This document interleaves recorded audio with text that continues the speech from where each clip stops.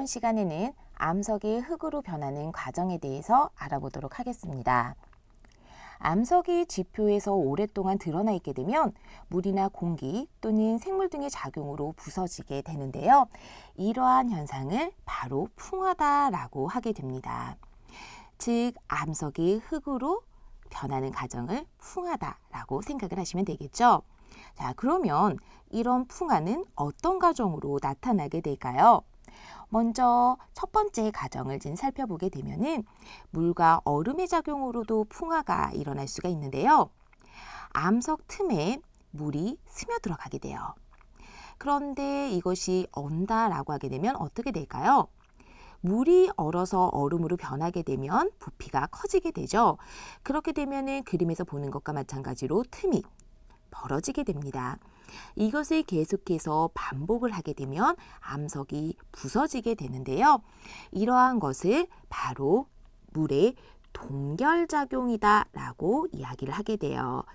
즉, 녹았다, 얼었다 이것을 반복을 하게 되면서 동결작용이 일어나면서 암석을 부실 수가 있게 되는 거죠. 이런 물의 동결작용뿐만 아니라 다른 과정을 거쳐서도 암석의 크기가 작아질 수가 있을 텐데요. 먼저 땅속 깊은 곳에 묻혀있던 암석이 위로 드러나게 됩니다. 그렇게 되면 암석에 작용을 하게 되는 힘, 즉 압력이 줄어들게 되죠. 그래서 암석의 겉부분이 얇게 떨어져 나가게 되면서 작아지게 되는 것을 볼 수가 있어요.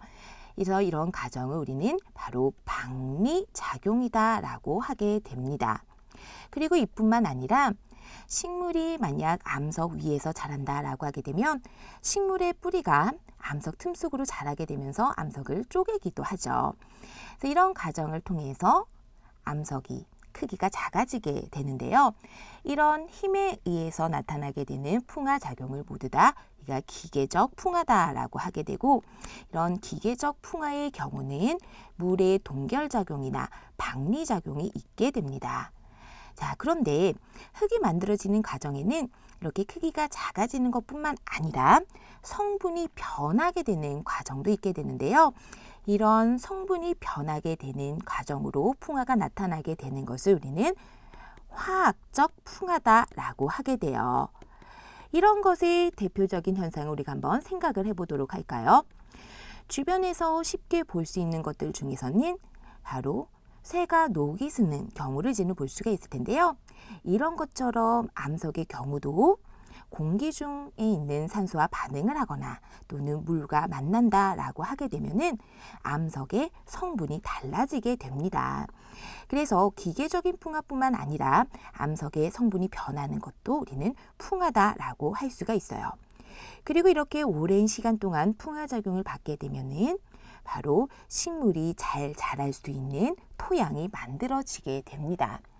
자, 그러면 이런 토양은 어떻게 이루어져 있을까요? 먼저 처음 있었던 암석을 살펴보게 되면 풍화가 되지 않은 곳이 있어요. 그러다가 서서히 풍화를 받게 되면은 부서지게 되죠. 그런데 이때는 크기가 많이 작아지지 않았을 거예요. 그런데 풍화를 조금 더 받는다라고 하게 되면 더 잘게 부서져서 식물이 자랄 수 있는 흙이 되게 되고요.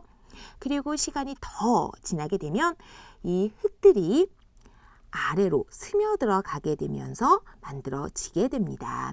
이처럼 암석이 풍화되어 식물이 잘 자랄 수 있는 토양이 만들어지기까지는 오랜 시간이 걸립니다.